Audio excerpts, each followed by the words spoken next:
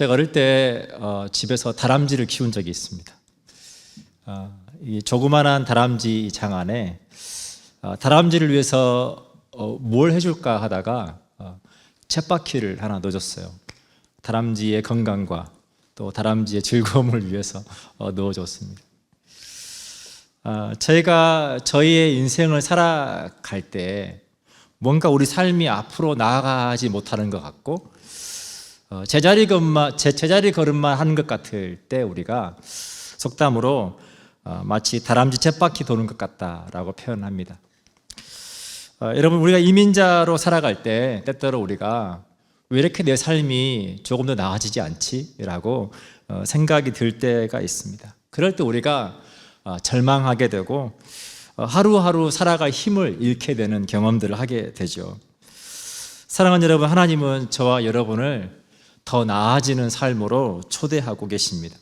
성경은 그런 삶을 복이 있는 삶이다라고 말합니다. 오늘 본문은 씨 뿌리는 비유로 잘 알려진 말씀이죠. 23절에 보면 좋은 땅에 뿌려졌다는 것은 말씀을 듣고 깨닫는 자니 결실하여 30배, 60배, 100배가 된다. 하나님께서 우리에게 복이 있는 삶을 살게 하실 때 그것을 위해서 예수님께서 우리에게 그러한 삶이 어떻게 가능한지를 저에게 말씀해 주십니다.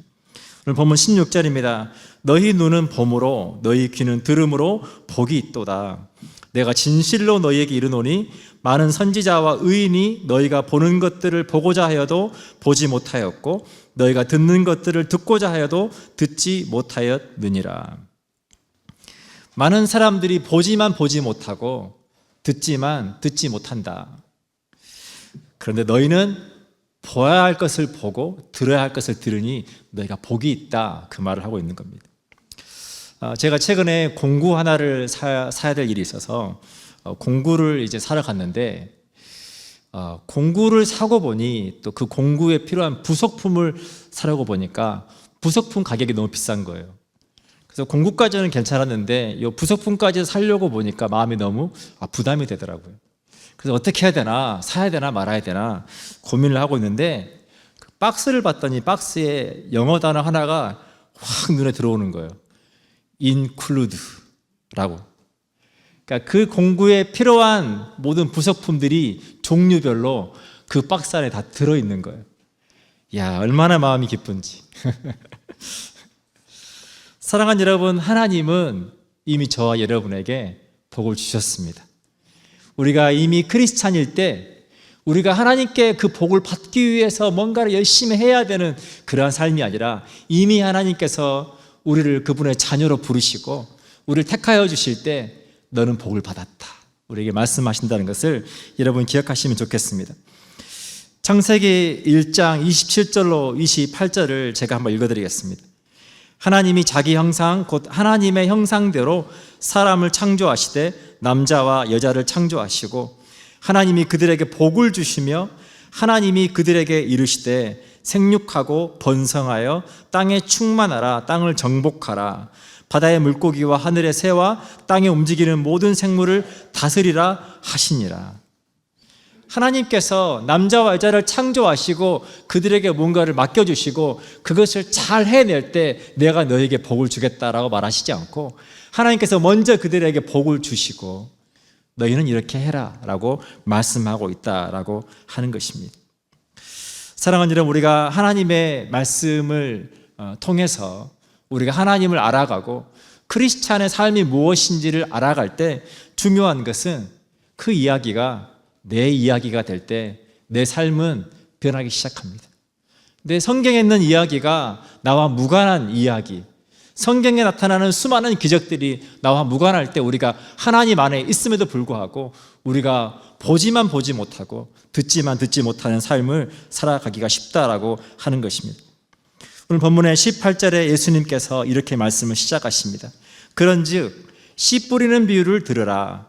아무나 천국 말씀을 듣고 깨닫지 못할 때는 악한 자가 와서 그 마음에 뿌려진 것을 빼앗나니 이는 곧 길가에 뿌려진 자요.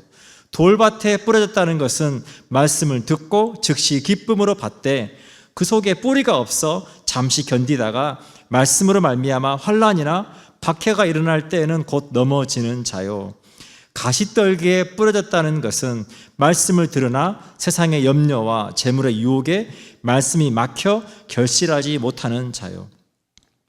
하나님은 우리가 복을 받은 자로서 그 복을 누리기를 원하시지만, 그러나 그러한 삶을 살아가지 못하도록 가로막는 장애물들이 있다라고 하는 거예요.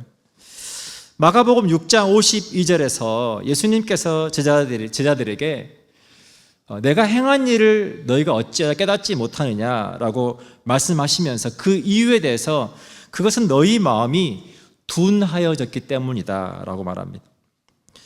사랑하는 여러분, 사람의 마음이 왜 둔해질까요?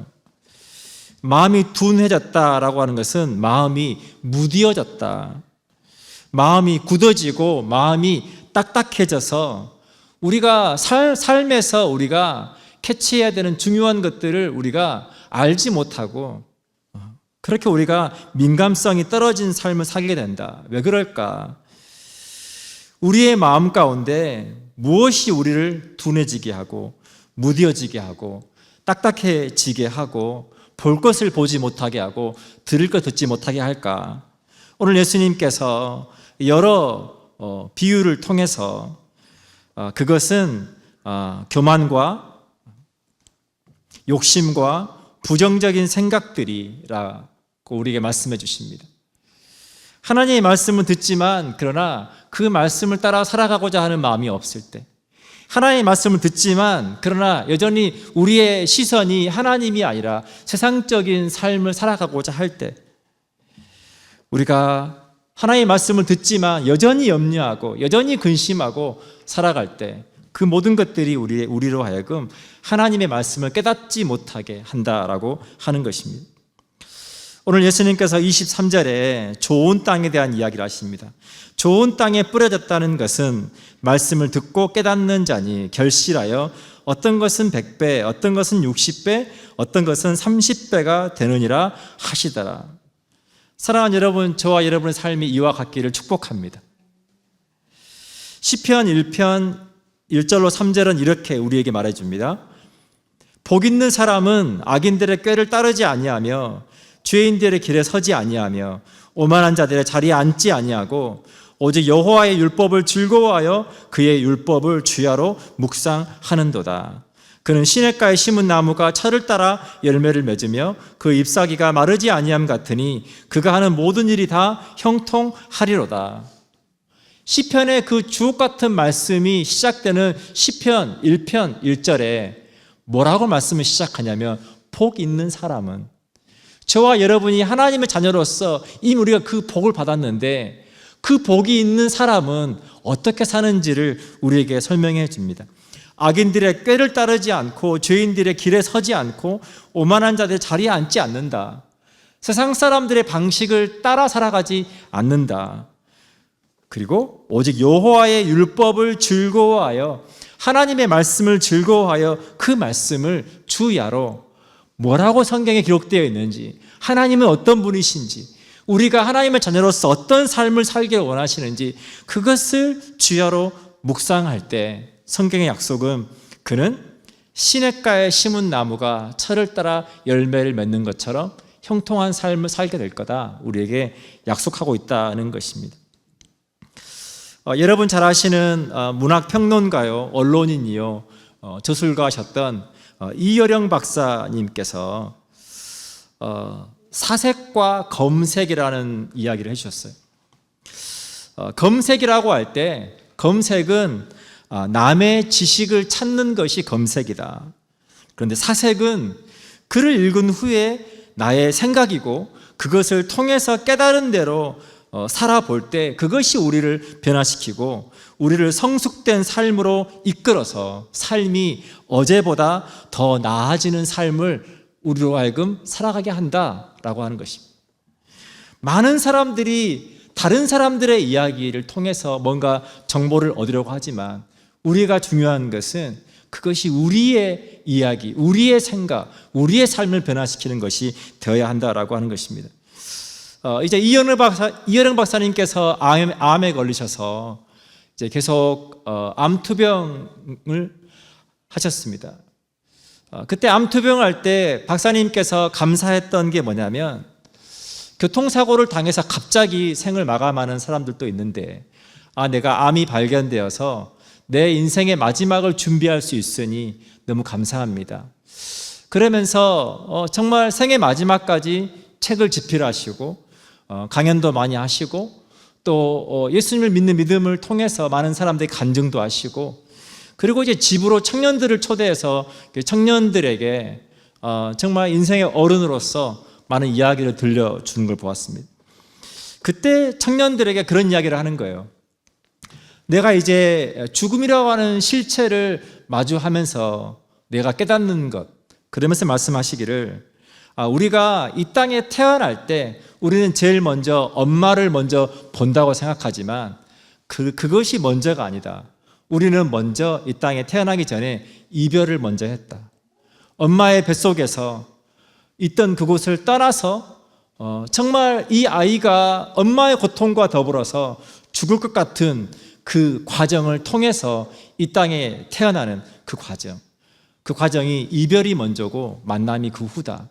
그 이야기를 하시면서 그렇게 죽음과 같은 고통을 지나 이 땅에서의 삶이 시작된 것처럼 죽어야 또 이 땅을 떠나 새로운 삶을 시작될 것을 생각하니 죽음을 향하여 가는 내 삶이 두렵지 않고 오히려 그것이 내가 마음이 평안해지더라. 그 이야기를 하시는 겁니다.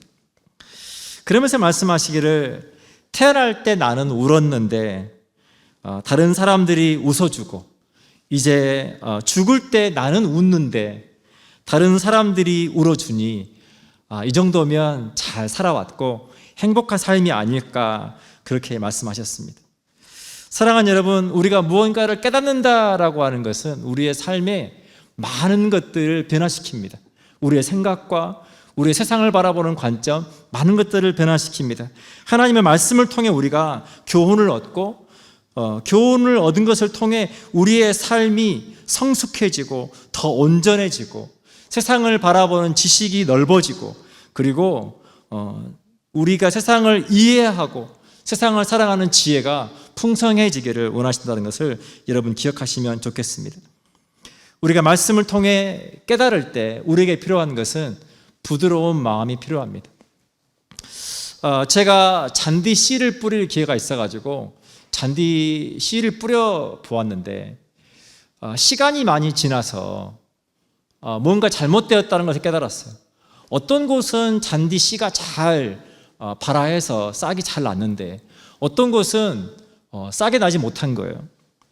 그래서 제가 왜 그럴까라고 이렇게 보았는데 그 이유는 너무 간단한 거였습니다. 잔디가 잘 뿌리를 내리고 싹이 잘 난 곳은 제가 이렇게 땅을 파놓아서 흙이 부드러운 곳은 잔디가 잘 뿌리를 내리고 잘 났는데, 원래 있던 땅, 단단한 땅, 그 단단한 땅 위에 제가 잔디 씨를 뿌리기 위해서 흙을 덮고 그 위에 씨 뿌리고 다시 그 흙을 덮어서 싹이 날 것을 기대했지만, 그것이 비가 오면 이 씨가 씻겨 흘러버리는 거예요. 그래서 거기에 뿌리를 내릴 수가 없는 거죠. 단단한 땅 때문에. 하나님께서는 다양한 방법을 우리에게 말씀하십니다. 주일날 제가 설교하는 말씀을 통해서든 우리가 성경 말씀을 묵상하는 것을 통해서든 누군가로부터든 하나님 계속해서 우리에게 우리의 삶이 그렇게 형통한 자로서 우리의 삶을 살아갈 수 있도록, 우리의 삶이 30배, 60배, 100배로 결실하는 삶을 살아갈 수 있도록 그래서 우리에게 말씀하시지만, 우리가 듣지 못하고 깨닫지 못하는 이유는 우리의 마음이 부드럽지 못하고 배우려 하지 않고 들으려 하지 않고 변화시키려고 하지 않고 우리의 마음이 단단하고 돌처럼 굳어져서, 그것으로 인해서 우리가 하나님의 말씀이 결실할 수 없는 삶을 살아가기 쉽다라고 하는 것입니다. 여러분, 구약 성경에 나아만 장군의 이야기를 잘 아실 겁니다. 한 나라의 장군으로서 모든 명예와 권세를 다 가지고 있었지만, 그러나 문둥병이 걸려서 이제 죽음을 앞에 두고 있는 그 상황에서 집에 있는 한 여종이 선지자에 대한 이야기를 합니다. 선지자를 만나면 그 선지자가 어쩌면 주인님의 병을 고쳐줄지도 모르겠습니다. 큰 기대를 가지고 선지자를 만납니다. 여러분 잘 아시는 것처럼 선지자가 이 나아만 장군을 만나서 직접 손을 얹고 아픈 환부에 안수기도 하고 그렇게 해서 병을 치유해 주기를 기도했는데, 그렇게 기도해 주기는커녕 나아보지도 않고 그냥 그 요단강 그 더러운 물에 가서 몸을 7번 씻으라고 말을 합니다. 내 나라에도 너무나 아름답고 좋은 강이 있는데 내가 여기까지 와서 내가 이렇게 문전박대를 당하고 내가 그 더러운 요단강 물에 가서 내 몸을 씻으라고? 그 생각 때문에 마치 돌밭에 뿌려진 씨앗처럼 나아만 장군이 그렇게 쉬운 방법이 있었습니까? 라고 감동한 것이 아니라 나아만 장군이 화를 냈습니다. 내가 생각한 것과 그 방법이 다르다는 그것 때문에 화를 내죠. 그때 같이 갔던 종들이 나아만 장군에게 이렇게 말합니다. 주인님, 선지자가 주인님께 더 큰 일을, 더한 일을 행하라고 해도 병이 낫기 위해서 하지 않겠습니까? 무엇이라도 나을 수만 있다면 하지 않겠습니까? 그런데 단지 요단강에 가서 씻기만 하면 병이 낫는다고 하지 않습니까? 무엇이 어려워서 안 한다고 하십니까? 여러분, 무엇이 어렵겠습니까? 요단강에 가서 몸을 씻는 것이 어려운 것이 아니라 내 생각을 깨는 것이 어려운 거예요. 그 방법이면 된다. 그렇게 된다고 그 생각을 깨는 것이 어려운 거죠. 그 말을 듣고 나아만 장군이 생각을 해보니 그 종들의 말이 맞았어요. 그래서 요단강에 내려가서 7번 몸을 씻자 그 몸이 깨끗하게 나아서 자유하게 됩니다. 사랑하는 여러분, 많은 부부들이 어려운 일들을 만납니다. 관계에서 어려움을 겪어가요. 근데 그 관계에서 겪어가는 그 많은 어려움의 가장 핵심적인 내용은 이것입니다. 안 변한다는 거예요. 내 남편이 안 변한다. 처음 연애하고 서로 사랑하고 교제할 때 나중에 시간이 지나면 변하겠지 라고 생각을 했는데, 지금까지 그렇게 오래 살아봤는데 안 변한다. 그러니 더 이상 함께 못 살겠다. 남편은 아내에게, 아내는 남편에게 그렇게 도저히 안 변한다. 소망이 없다. 그것으로 인해서 마음고생할 때가 참 많습니다. 사랑하는 여러분, 우리가 그리스도인으로서 살아갈 때 하나님은 우리에게 이렇게 말씀하시는 거예요. 변해야 한다.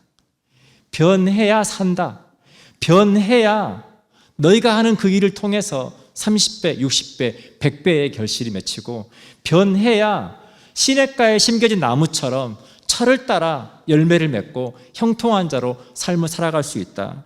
사랑하는 여러분, 오늘 하나님의 말씀은 우리에게 너무나 분명합니다. 말씀을 듣고 깨달아야 한다.